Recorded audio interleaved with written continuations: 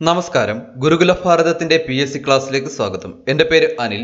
ഇന്നത്തെ ക്ലാസ്സിൽ വിശദീകരിക്കുന്നത് 2013 നവംബർ 13 കൊല്ലം ജില്ലയിൽ നടന്ന LD ക്ലർക്ക് പരീക്ഷയിലെ ഇംഗ്ലീഷ് വിഭാഗത്തിൽ നിന്നുമുള്ള ചോദ്യങ്ങളും അവയുടെ ഉത്തരങ്ങളുമാണ്. Date of examination November 23, 2013. ഈ പരീക്ഷയിലെ കട്ട് ഓഫ് മാർക്ക് 64.33 മാർക്കായിരുന്നു. ഈ പരീക്ഷയിൽ ആദ്യ റാങ്ക് നേടിയ വ്യക്തിയുടെ സ്കോർ 91.33. നമുക്ക് ക്ലാസ്സിലേക്ക് കടക്കാം. ശ്രദ്ധിക്കുക. ആദ്യത്തെ question, I have dash pens than you. Option A many, option B less, option C fewer, option D much. ഇവിടെ ഓപ്ഷൻ ശ്രദ്ധിക്കുക. മെനി കൂടുതൽ എണ്ണത്തെ കാണിക്കുന്നു, ലെസ് കുറഞ്ഞ അളവിനെ കാണിക്കുന്നു, ഫ്യൂവർ കുറഞ്ഞ എണ്ണത്തെ കാണിക്കുന്നു, മച്ച് കൂടുതൽ അളവിനെ കാണിക്കുന്നു. ഇവിടെ പേനകളുടെ എണ്ണമാണ് കാണിക്കുന്നത്, അളവല്ല. അതായത് നമുക്കിവിടെ മെനി അല്ലെങ്കിൽ ഫ്യൂവർ ആണ് വരേണ്ടത്. അപ്പോൾ ഇതിൽ രണ്ടിലും ഏത് എന്നതാണ് അടുത്ത ചോദ്യം. അത് കണ്ടെത്താൻ നമ്മൾ അറിഞ്ഞിരിക്കണം. ഇവിടെ ദാൻ വന്നിട്ടുണ്ട്, അപ്പോൾ ഇത് കമ്പാരിറ്റീവ് ഡിഗ്രിയിലാണ് പറഞ്ഞിരിക്കുന്നത്. അതായത് രണ്ടെണ്ണത്തെ തമ്മിൽ കമ്പയർ ചെയ്തിരിക്കുന്നു. എൻ്റെ കയ്യിൽ നിന്നേക്കാൾ കൂടുതൽ പേനയുണ്ട് അല്ലെങ്കിൽ കുറവ് പേനയുണ്ട് എന്നാണ് ഇവിടെ പറഞ്ഞിരിക്കുന്നത്. അപ്പോൾ ഇവിടെ മെനി ആണോ ഫ്യൂവർ ആണോ വരേണ്ടതെന്ന് അറിയാൻ നമ്മൾ ശ്രദ്ധിക്കണം. ഇവിടെ ദാൻ വരുമ്പോൾ കമ്പാരിറ്റീവ് ഡിഗ്രി ആണെന്ന് പറഞ്ഞു. അപ്പോൾ കമ്പാരിറ്റീവ് ഡിഗ്രിയിൽ കമ്പാരിറ്റീവ് ഫോം ആണ് വരേണ്ടത്. കൂടുതൽ എണ്ണം എന്നതിന്റെ കമ്പാരിറ്റീവ് ഡിഗ്രി മോർ എന്നാണ് പറയുന്നത്. ഇവിടെ മോർ വന്നിട്ടില്ല. എന്നാൽ കുറഞ്ഞ എണ്ണത്തെ കാണിക്കുന്നത് ഫ്യൂ ആണ്. ഫ്യൂവിന്റെ കമ്പാരിറ്റീവ് രൂപമാണ് ഫ്യൂവർ. അപ്പോൾ ഇവിടെ ഫ്യൂവർ എന്ന് വന്നിരിക്കുമ്പോൾ നമ്മുടെ ഉത്തരം നമുക്ക് കിട്ടും I have fewer pens than you. അതായത് ഓപ്ഷൻ സി ഫ്യൂവർ. അടുത്ത ചോദ്യം, the tiger is one of the dash animal. Option A strongest, option B stronger, option C large, option D strong. ഇവിടെ സൂപ്പർലേറ്റീവ് ഡിഗ്രിയിലാണ് പറഞ്ഞിരിക്കുന്നത്. സൂപ്പർലേറ്റീവ് ഡിഗ്രിയിൽ നാമവിശേഷണത്തിനോ ക്രിയാവിശേഷണത്തിനോ മുൻപ് the ഉപയോഗിക്കുന്നു. ഇവിടെ ദ വന്നിരിക്കുന്നു. അപ്പോൾ ദ കഴിഞ്ഞ് വരേണ്ട നാമവിശേഷണം, അതായത് ആനിമൽ എന്ന നാമത്തിന് മുമ്പ് വരുന്ന വിശേഷണമാണ് സ്ട്രോങ് ആണ്. അപ്പോൾ ഇവിടെ സ്ട്രോങ് എന്നുള്ളത് സൂപ്പർലേറ്റീവ് ഡിഗ്രിയിൽ വരുമ്പോൾ സ്ട്രോങ്ങസ്റ്റ് ആവും. അതായത് സൂപ്പർലേറ്റീവ് ഡിഗ്രിയുടെ ഫോം ഇങ്ങനെയാണ്. ദായ്ക്ക് ശേഷം ക്രിയാവിശേഷണമോ നാമവിശേഷണമോ വരുമ്പോൾ അതിൻ്റെ കൂടെ EST എന്ന് ചേർക്കണം. അങ്ങനെ ചേർക്കാൻ പറ്റാത്ത സന്ദർഭത്തിൽ അതിനു മുൻപ് മോസ്റ്റ് എന്ന് ചേർക്കണം. ഉദാഹരണം, ബ്യൂട്ടിഫുളിന്റെ കൂടെ നമുക്ക് EST എന്ന് ചേർത്ത് ബ്യൂട്ടിഫുളിസ്റ്റ് എന്ന് പറയാൻ പറ്റില്ല. അപ്പോൾ നമ്മൾ അതിനു മുൻപ് മോസ്റ്റ് ചേർത്ത് മോസ്റ്റ് ബ്യൂട്ടിഫുൾ എന്നാണ് സൂപ്പർലേറ്റീവ് ഡിഗ്രിയിൽ പറയുന്നത്. എന്നാൽ ഇവിടെ സ്ട്രോങ് എന്ന് പറയുമ്പോൾ അവിടെ നമുക്ക് സ്ട്രോങ്ങസ്റ്റ് എന്നുള്ള സൂപ്പർലേറ്റീവ് ഫോം ഉണ്ട്. അതുകൊണ്ട് നമുക്ക് ഇവിടെ സ്ട്രോങ്ങസ്റ്റ് എന്ന് എഴുതാം. അതായത് നമ്മുടെ ഉത്തരം ഓപ്ഷൻ എ സ്ട്രോങ്ങസ്റ്റ്. അടുത്ത ചോദ്യം, neither Seena nor Reena dash well. Option A swim, option B swims, option C is swimming, option D are swimming. ഇങ്ങനെ ഒരു ചോദ്യം വന്നാൽ ഉത്തരം കണ്ടെത്തേണ്ട രീതി ഇതാണ്. ഒരു സെന്റൻസിലെ രണ്ട് സബ്ജക്റ്റുകളെ നെയ്തർ നോർ അല്ലെങ്കിൽ എയ്തർ ഓർ ഉപയോഗിച്ച് ബന്ധിപ്പിക്കുമ്പോൾ രണ്ടാമത്തെ സബ്ജക്റ്റിന്റെ വചനം അനുസരിച്ചാണ് വെർബ് അഥവാ ഓക്സിലറി വെർബ് ഉപയോഗിക്കേണ്ടത്. ഇവിടെ നെയ്തർ നോർ ആണ് ഉപയോഗിച്ചിരിക്കുന്നത്. നെയ്തർ നോർ ചേർത്ത് രണ്ട് സബ്ജക്റ്റുകളെ തമ്മിൽ ബന്ധിപ്പിച്ചിരിക്കുന്നു, സീനയും റീനയും. രണ്ട് സബ്ജക്റ്റും ഏകവചനത്തിലാണ് പറഞ്ഞിരിക്കുന്നത്. അതുകൊണ്ട് ഇവിടുത്തെ വെർബ് അല്ലെങ്കിൽ ഓക്സിലറി വെർബ് സിംഗുലർ ആയിരിക്കണം. ഇവിടെ സ്വിം എന്നതിന്റെ ഏകവചന രൂപം സ്വിംസ്. അതായത് ഇവിടെ നമ്മുടെ ഉത്തരം കിട്ടുന്നത് സ്വിംസ് എന്നാണ്. Neither Seena nor Reena swims well. അപ്പോൾ ഉത്തരം ഓപ്ഷൻ ബി സ്വിംസ്. അടുത്ത ചോദ്യം, success often depends on your ability to dash yourself to changing circumstances. Option A adopt, option B adequate, option C adept, option D adapt. ഇവിടെ പറഞ്ഞിരിക്കുന്നതിന്റെ അർത്ഥം മാറുന്ന സാഹചര്യങ്ങൾക്കനുസരിച്ച് സ്വയം ഒത്തുപോകാനുള്ള നിങ്ങളുടെ കഴിവിനെ അനുസരിച്ചായിരിക്കും എപ്പോഴും വിജയം. അതായത് ഈ വാചകത്തിൽ ഒരു വേർഡ് മിസ്സിംഗ് ആണ്. ആ വേർഡാണ് താഴെ ഓപ്ഷനിൽ തന്നിരിക്കുന്നത്. അതേതെന്ന് നമ്മൾ കണ്ടെത്തണം. അതിനായി നമ്മൾ ഇതിന്റെ അർത്ഥങ്ങൾ അറിഞ്ഞിരിക്കുക. അഡോപ്റ്റ് എന്നാൽ ദത്തെടുക്കുക എന്നാണ് അർത്ഥം. അഡിക്വേറ്റ് എന്നാൽ അനുയോജ്യമായ എന്നാണ് അർത്ഥം. അഡപ്റ്റ് എന്നാൽ വിദഗ്ധനായ എന്നാണ് അർത്ഥം. അഡാപ്റ്റ് എന്നാൽ ഒത്തുപോവുക എന്നാണ് അർത്ഥം. ഇവിടെ ഒത്തുപോവുക എന്നാണ് നമുക്ക് അർത്ഥം വരേണ്ടത്. മാറുന്ന സാഹചര്യങ്ങൾക്കനുസരിച്ച് സ്വയം ഒത്തുപോകാനുള്ള നിങ്ങളുടെ കഴിവ്. അപ്പോൾ ഒത്തുപോവുക എന്ന വാക്കായി അർത്ഥം വരുന്നത് അഡാപ്റ്റ് ആണ്. അതായത് നമ്മുടെ ഉത്തരം ഓപ്ഷൻ ഡി അഡാപ്റ്റ്. അടുത്ത ചോദ്യം, replace the word in bold letters with the right phrase chosen from those given below. I cannot tolerate his behaviour. Option A put on, option B put up, option C put up with, option D put off. ഇവിടെ പറഞ്ഞിരിക്കുന്നു എനിക്ക് അവൻ്റെ പെരുമാറ്റം സഹിക്കാൻ സാധിക്കുന്നില്ല അല്ലെങ്കിൽ ഒത്തുപോകാൻ സാധിക്കുന്നില്ല. ഇവിടെ തന്നിരിക്കുന്ന സെന്റൻസിലെ ടോളറേറ്റ് എന്ന പദത്തിന് അനുയോജ്യമായ ഫ്രൈസൽ വെർബ് ഓപ്ഷനിൽ നിന്നും കണ്ടെത്തി എഴുതണം. അതാണ് നമ്മുടെ ചോദ്യം കൊണ്ട് ഉദ്ദേശിക്കുന്നത്. ആദ്യം നമുക്ക് ഓരോ ഫ്രൈസൽ വെർബിന്റെ അർത്ഥം എന്താണെന്ന് അറിയാം. പുട്ട് ഓൺ, ടു വിയർ, ധരിക്കുക. പുട്ട് അപ്പ്, ടു റൈസ്, ഉയർത്തുക അല്ലെങ്കിൽ ടു ബിൽഡ്, നിർമ്മിക്കുക. Put up with, to tolerate, സഹിക്കുക. പുട്ട് ഓഫ്, ടു പോസ്റ്റ്പോൺ, മാറ്റിവെക്കുക. ഇവിടെ സഹിക്കുക എന്നർത്ഥം വരുന്നത്, അതായത് ടോളറേറ്റ് എന്നർത്ഥം വരുന്നത് പുട്ട് അപ്പ് വിത്ത് ആണ്. അതായത് ഇവിടുന്ന് നമ്മുടെ ഉത്തരം കിട്ടും ഓപ്ഷൻ സി, പുട്ട് അപ്പ് വിത്ത്. അടുത്ത ചോദ്യം, the moon shines at night is an example of option A imperative sentence, option B interrogative sentence, option C declarative sentence, option D exclamatory sentence. Exclamatory sentence എപ്പോഴും exclamation mark അഥവാ ആശ്ചര്യ ചിഹ്നത്തിൽ അവസാനിക്കും. Interrogative എപ്പോഴും question mark അഥവാ ചോദ്യ ചിഹ്നത്തിൽ അവസാനിക്കും. Imperative സെന്റൻസും declarative സെന്റൻസും full stop അഥവാ പൂർണ്ണവിരാമ ചിഹ്നത്തിൽ അവസാനിക്കുന്നു.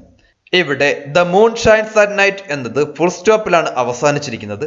അപ്പോൾ ഇത് ഇമ്പരേറ്റീവ് ആണോ ഡിക്ലറേറ്റീവ് ആണോ എന്ന് നോക്കുക. ഇവിടെ ഒരു നിയമം കൂടിയുണ്ട്. ആജ്ഞ, അപേക്ഷ, ഉത്തരവ്, അഭ്യർത്ഥന തുടങ്ങിയവ പ്രകടിപ്പിക്കുന്ന വാചകങ്ങളാണ് imperative sentence. The moon shines at night എന്നത് ഒരു പൊതുവായ സത്യം മാത്രമാണ്, ഒരു ആജ്ഞയോ അപേക്ഷയോ ഉത്തരവോ അഭ്യർത്ഥനയോ ഒന്നുമല്ല. അപ്പോൾ ഇത് ഇമ്പരേറ്റീവ് സെന്റൻസ് അല്ല. പിന്നീടുള്ളത് എന്താണ്? ഡിക്ലറേറ്റീവ് സെന്റൻസ് ആണ്. അപ്പോൾ നമുക്ക് കിട്ടും നമ്മുടെ ഉത്തരം ഓപ്ഷൻ സി, ഡിക്ലറേറ്റീവ് സെന്റൻസ്. അടുത്ത ചോദ്യം, Rama and Krishna are brothers in this sentence and is dash. Option A conjunction, option B interjection, option C pronoun, option D adjective. ഇവിടെ നമ്മൾ ഓപ്ഷൻസിൽ തന്നിരിക്കുന്ന ഓരോന്നും എന്താണെന്ന് അറിഞ്ഞിരിക്കുക.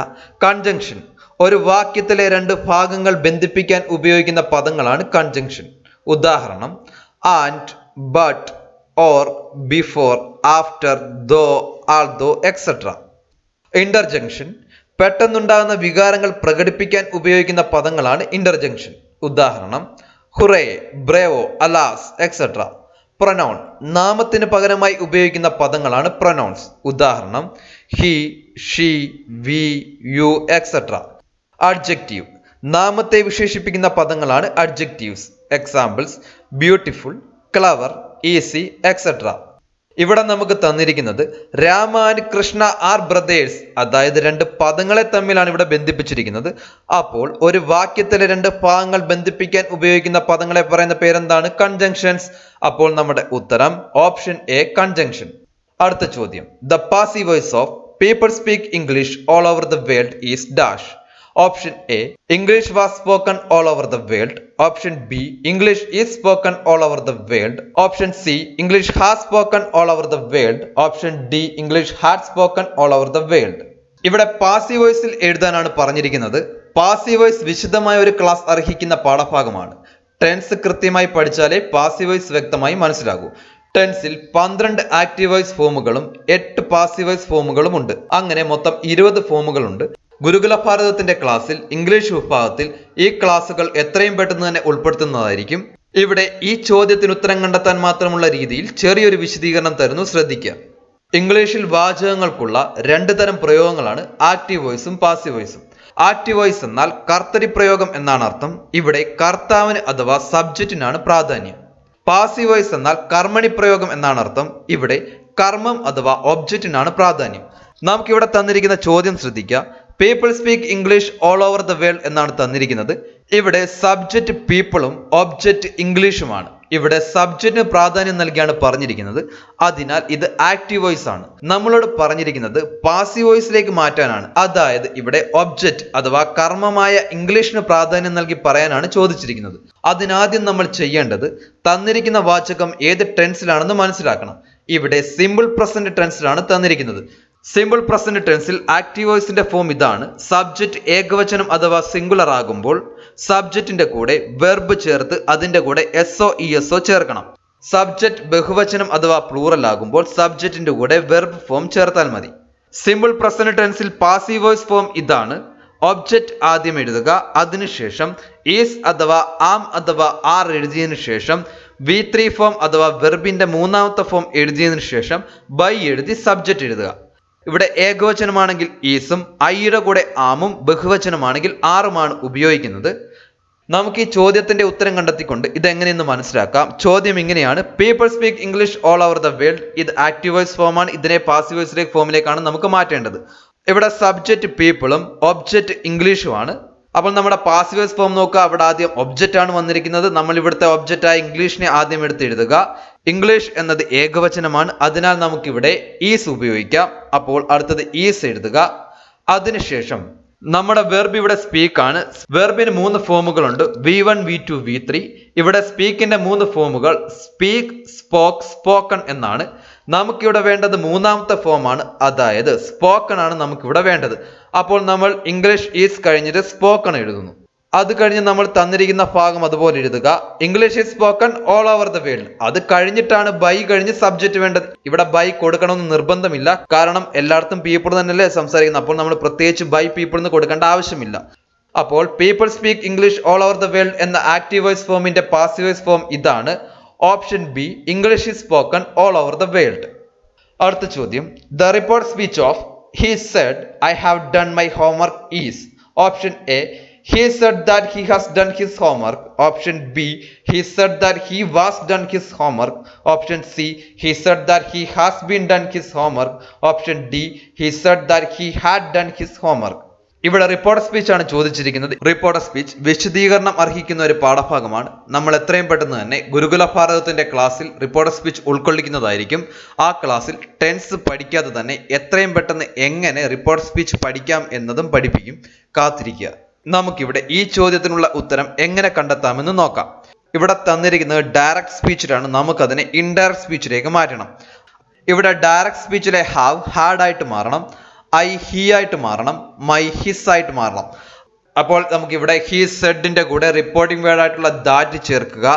അതിനുശേഷം ഐ ഹി ആക്കുക, ഹാവ് ഹാഡ് ആക്കുക, മൈ ഹിസ് ആക്കുക. അപ്പോൾ നമുക്ക് ഉത്തരം കിട്ടും option D, he said that he had done his homework. അടുത്ത ചോദ്യം: pick out the singular form of the given words. Option A, stadia. Option B, data. Option C, criteria. Option D, radius. ഈ ഒരു ചോദ്യം ചെയ്യുന്നതിലേക്കായി നമ്മളിവിടെ ഓപ്ഷനിൽ തന്നിരിക്കുന്ന വാക്കുകളുടെ സിംഗുലറും പ്ലൂറലും പഠിച്ചു വെക്കുക. അതായത് സ്റ്റേഡിയം എന്ന സിംഗുലർ വാക്കിന്റെ പ്ലൂറൽ സ്റ്റേഡിയ എന്നാണ്. ഡേറ്റം എന്ന സിംഗുലർ വാക്കിന്റെ പ്ലൂറൽ ഡേറ്റ എന്നാണ്. ക്രൈറ്റീരിയൻ എന്ന സിംഗുലർ വാക്കിന്റെ പ്ലൂറൽ ക്രൈറ്റീരിയ എന്നാണ്. റേഡിയസ് എന്ന സിംഗുലർ വാക്കിന്റെ പ്ലൂറൽ റേഡിയൈ എന്നാണ്. അപ്പോൾ ഇവിടെ നമ്മളോട് ചോദിച്ചിരിക്കുന്നത് pick out the singular form of the given words എന്നാണ്. അതായത് താഴെ തന്നിരിക്കുന്നതിൽ സിംഗുലർ വാക്ക് ഏതെന്നാണ്. അപ്പോൾ നമുക്കിവിടെ ഓപ്ഷൻ നോക്കിയാൽ മനസ്സിലാകും. തന്നിരിക്കുന്ന വേർഡ്സിൽ സിംഗുലർ വേർഡ് റേഡിയസ് ആണ്. അതായത് നമ്മുടെ ഉത്തരം ഓപ്ഷൻ ഡി, റേഡിയസ്. അടുത്ത ചോദ്യം: which of the following is a one word for the custom of having only one wife? Option A, polygamy. Option B, monogamy. Option C, bigamy. Option D, bachelor. ഈ ഒരു ചോദ്യത്തിന്റെ ഉത്തരം കണ്ടെത്തുന്നതിലേക്കായി നമ്മൾ ഓപ്ഷനുകൾ അറിഞ്ഞിരിക്കുക. Polygamy എന്നാൽ ഒരേ സമയം ഒന്നിൽ കൂടുതൽ ഭാര്യയോ ഭർത്താവോ ഉള്ളവർ എന്നാണ് അർത്ഥം. മോണോഗമി എന്നാൽ ഒരു ഭാര്യ മാത്രം ഉള്ളയാൾ എന്നാണ് അർത്ഥം.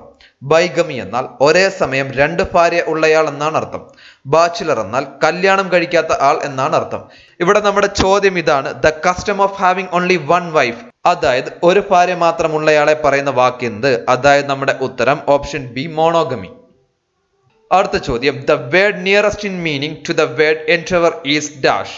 Option A, attempt. Option B, debate. Option C, expand. Option D, disclose. ഇവിടെ ചോദ്യം ഇതാണ്: endeavor എന്ന വാക്കിന്റെ നിയറസ്റ്റ് മീനിങ്, അതിനോട് സാമ്യമുള്ള അർത്ഥം താഴെ തന്നിരിക്കുന്നതിൽ ഏതാണോ അത് എടുത്തെഴുതുക എന്നാണ്. ഈ ഒരു ചോദ്യത്തിന്റെ ഉത്തരം കണ്ടെത്തുന്നതിനായി നമ്മൾ ആദ്യം അറിഞ്ഞിരിക്കേണ്ടത് ചോദ്യത്തിൽ തന്നിരിക്കുന്ന endeavor എന്ന വാക്കിന്റെ അർത്ഥം എന്താണെന്നാണ്. endeavor എന്ന വാക്കിന്റെ അർത്ഥം പരിശ്രമം എന്നാണ്.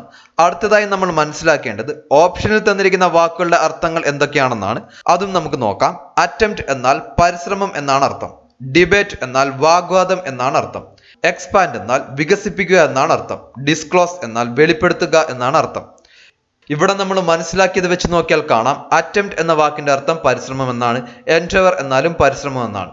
അപ്പോൾ ഇവിടെ നമ്മുടെ ഉത്തരം option A, attempt.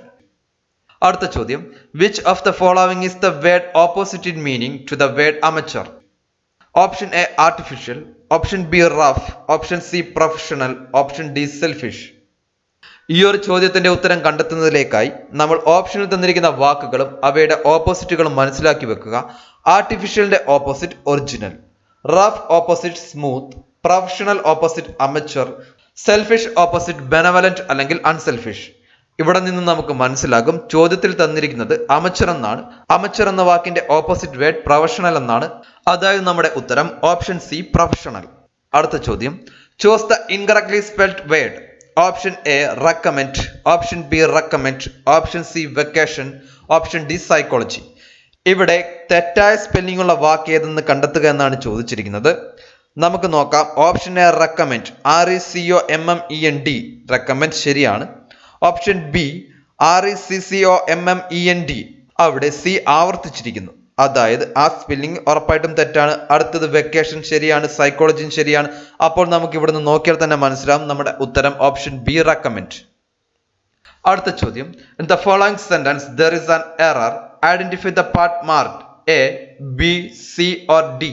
Where there is the error, mark that part as your answer. അതായത് ഇവിടെ ഒരു വാചകം തന്നിരിക്കുന്നു. ആ വാചകത്തെ A, B, C, D എന്ന 4 ഭാഗങ്ങളായി തിരിച്ചിരിക്കുന്നു. ഈ 4 ഭാഗങ്ങൾ ഏതെങ്കിലും ഒരു ഭാഗത്ത് ഒരു തെറ്റുണ്ടായിരിക്കാം. ആ തെറ്റ് ഏതെന്ന് കണ്ടെത്തുക, അതാണ് നമ്മുടെ ചോദ്യം. അപ്പൊ നമുക്ക് ആ വാചകം ഒന്ന് നോക്കാം, എന്നിട്ട് തെറ്റ് കണ്ടുപിടിക്കാം.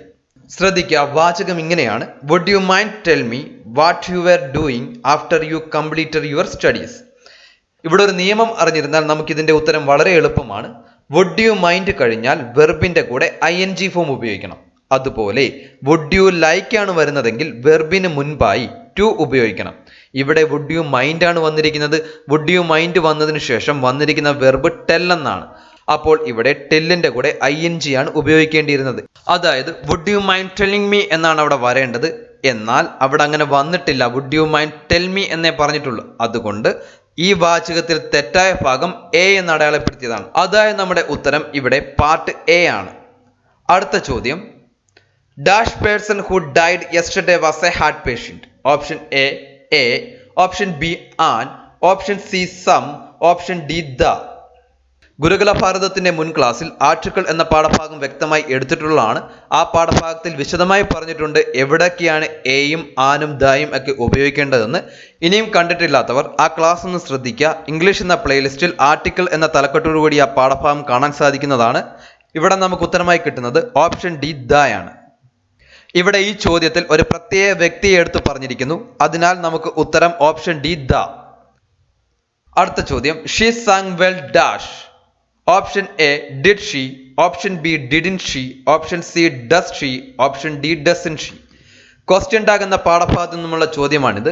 ഇവിടെ നമുക്ക് ഇതിന്റെ ഉത്തരം പെട്ടെന്ന് പറഞ്ഞ് മനസ്സിലാക്കാൻ സാധിക്കില്ല. ഒരു വിശദമായ ക്ലാസ്സിന് അർഹിക്കുന്ന പാഠഭാഗമാണ് ക്വസ്റ്റ്യൻ ടാഗ്. ഈ പാഠഭാഗം പഠിച്ചിട്ടുള്ളവരുടെ ഓർമ്മയ്ക്കായി മാത്രം പെട്ടെന്നൊന്ന് പറഞ്ഞു പോകുന്നു, ശ്രദ്ധിക്കുക. ഇവിടെ ഷീ സാങ് വെൽ എന്നാണ് തന്നിരിക്കുന്നത്. ആദ്യം നമ്മൾ നോക്കേണ്ടത് സെന്റൻസ് പോസിറ്റീവ് ആണോ നെഗറ്റീവ് ആണോ എന്നാണ്. ഇവിടെ നോട്ടിനെ കാണിക്കുന്ന മറ്റൊരു വേർഡോ ഇല്ലാത്തത് കൊണ്ട് സ്റ്റേറ്റ്മെന്റ് പോസിറ്റീവ് ആണ്. അപ്പോൾ ടാഗ് നെഗറ്റീവായി മാറണം. ടാഗ് ഉണ്ടാക്കാൻ ഓക്സിലറി വെർബാണ് വേണ്ടത്. ഇവിടെ ഓക്സിലറി വെർബ് തന്നിട്ടില്ല. അപ്പോൾ നമ്മൾ വെർബിനെ പിരിച്ച് ഓക്സിലറി വെർബ് ഉണ്ടാക്കണം. അതായത് ഇവിടുത്തെ വെർബ് സാങ് ആണ്. സാങ് എന്ന് പറയുന്നത് സിങ്ങിന്റെ V2 ഫോം ആണ്, അതായത് പാസ്റ്റ് ഫോം ആണ്. അപ്പൊ സാങ്ങിനെ നമ്മൾ പിരിക്കുമ്പോൾ ഡിഡ് പ്ലസ് സിങ് എന്ന് കിട്ടും. അവിടുന്ന് ഓക്സിലറി വെർബ് ഡിഡിനെ എടുക്കുക, ടാഗ് നെഗറ്റീവ് ആക്കാൻ വേണ്ടി നോട്ട് ചേർക്കുക. അപ്പോൾ ഡിഡിൻ്റെ എന്ന് കിട്ടും. ഇവിടുത്തെ സബ്ജക്റ്റ് ഷീ ആണ്. അങ്ങനെ നമ്മുടെ ഉത്തരം ഓപ്ഷൻ ബി ഡിഡിൻ ഷീ എന്ന് കിട്ടും. അടുത്ത ചോദ്യം, the school is now assembled dash the morning. Option A for, option B to, option C with, option D in. ഇവിടെ കറക്റ്റ് ആയിട്ടുള്ള പ്രപ്പോസിഷൻ ഏതാണോ അത് എടുത്തെഴുതാനാണ് ചോദിച്ചിരിക്കുന്നത്. ഇവിടെ തന്നിരിക്കുന്നത് പ്രഭാത പ്രാർത്ഥനയ്ക്ക് വേണ്ടി സ്കൂളിൽ എല്ലാവരും ഒത്തുകൂടി എന്നാണ്. ഇവിടെ വേണ്ടി എന്നർത്ഥം വരുന്ന പ്രപ്പോസിഷൻ ഫോർ ആണ്. അതുകൊണ്ട് നമ്മുടെ ഉത്തരം ഓപ്ഷൻ എ ഫോർ. അടുത്ത ചോദ്യം, we cannot go out now because it dash. Option A will be raining, option B was raining, option C is raining, option D had been raining. ഇവിടെ correct tense form ഏതാണോ അത് എടുത്തെഴുതാനാണ് ചോദിച്ചിരിക്കുന്നത്. Tense വളരെയധികം പ്രാധാന്യം അറിയിക്കുന്ന ഒരു പാഠഭാഗമാണ്. ടെൻസ് പഠിച്ചാൽ തന്നെ ഇംഗ്ലീഷിൽ ബാക്കി എല്ലാ ഗ്രാമറും നമുക്ക് പഠിച്ചെടുക്കാൻ എളുപ്പമായിരിക്കും. മറ്റു പാഠഭാഗങ്ങളെക്കാളും എത്രയും പെട്ടെന്ന് തന്നെ ടെൻസ് എന്ന പാഠഭാഗം ഗുരുകുല ഭാരതത്തിന്റെ ക്ലാസ്സിൽ ഉൾക്കൊള്ളിക്കുന്നതായിരിക്കും. ഇവിടെ നമുക്ക് ഈ ചോദ്യത്തിന്റെ ഉത്തരം എങ്ങനെ കണ്ടെത്താമെന്നത് മനസ്സിലാക്കാം, ശ്രദ്ധിക്കുക. ഇവിടെ തന്നിരിക്കുന്ന സെന്റൻസിൽ ആദ്യം ടൈംലി വേർഡ് എന്തെങ്കിലും ഉണ്ടോ എന്ന് നോക്കാം. ഇവിടെ നൗ എന്ന് തന്നിരിക്കുന്നു. നൗ ഉൾപ്പെടെ today, at present, at the moment എന്നീ ടൈംലി വേർഡുകൾ വരുന്ന ടെൻസ് പ്രസന്റ് കണ്ടിന്യൂസ് ടെൻസ് ആണ്. പ്രസന്റ് കണ്ടിന്യൂസ് ടെൻസിന്റെ ഉപയോഗം ഇപ്പോൾ നടന്നുകൊണ്ടിരിക്കുന്ന കാര്യങ്ങളെ സൂചിപ്പിക്കുക എന്നുള്ളതാണ്. പ്രസന്റ് കണ്ടിന്യൂസ് എഴുതുന്നതിനുള്ള ഫോം ഇതാണ്: subject plus is or am or are plus verb plus ing. അതായത് സബ്ജക്റ്റ് സിംഗുലർ ആണെങ്കിൽ സബ്ജക്റ്റിനോട് ഈസ് ഉപയോഗിക്കുക, സബ്ജക്റ്റ് ഐ ആണെങ്കിൽ ആം ഉപയോഗിക്കുക, സബ്ജക്റ്റ് പ്ലൂറൽ ആണെങ്കിൽ ആർ ഉപയോഗിക്കുക, അതിനുശേഷം വെർബ് എഴുതി ing ഫോം എഴുതുക, അതായത് വെർബിന്റെ പ്രസന്റ് പാർട്ടിസിപ്പിൾ ഫോം എഴുതുക. അപ്പോൾ ഇവിടെ നമുക്ക് നോക്കാം. ഇവിടെ സബ്ജക്റ്റ് ഇറ്റ് എന്നാണ് തന്നിരിക്കുന്നത്. ഇറ്റ് സിംഗുലർ ആണ്. സിംഗുലർ ആയതുകൊണ്ട് ഇറ്റിന്റെ കൂടെ ഈസ് ഉപയോഗിക്കുന്നു. വെർബ് റെയിൻ എന്നാണ്. റെയിനിന്റെ കൂടെ ing ചേർക്കുമ്പോൾ റെയിനിങ് എന്നാവും. അതായത് നമുക്ക് ഇറ്റ് ഈസ് റെയിനിങ് എന്ന് കിട്ടും. അപ്പോൾ നമ്മുടെ ഉത്തരം ഓപ്ഷൻ സി ഈസ് റെയിനിങ്. അടുത്ത ചോദ്യം: she often dash to church. Option A go, option B is going, option C was going, option D goes. ടെൻസിൽ നിന്നും ഒരു ചോദ്യം വന്നാൽ ആദ്യം ടൈംലി വേർഡ് തന്നിട്ടുണ്ടോ എന്ന് നോക്കുക. ടൈംലി വേർഡ് തന്നിട്ടില്ലെങ്കിൽ വാചകത്തിന്റെ അർത്ഥം മനസ്സിലാക്കുക, ഏത് സന്ദർഭത്തിൽ അത് ഉപയോഗിച്ചിരിക്കുന്നു എന്ന് മനസ്സിലാക്കുക, അതിനനുസരിച്ച് നമുക്ക് ഉത്തരം കണ്ടെത്താൻ സാധിക്കുന്നതാണ്. നമുക്കിവിടെ വാചകത്തിന്റെ അർത്ഥം മനസ്സിലാക്കി ഉത്തരം കണ്ടെത്താൻ നോക്കാം. അതിനുശേഷം ടൈംലി വേർഡ് വെച്ചും ഉത്തരം കണ്ടെത്താം. ഇവിടെ തന്നിരിക്കുന്നത് she often dash to church എന്നാണ്.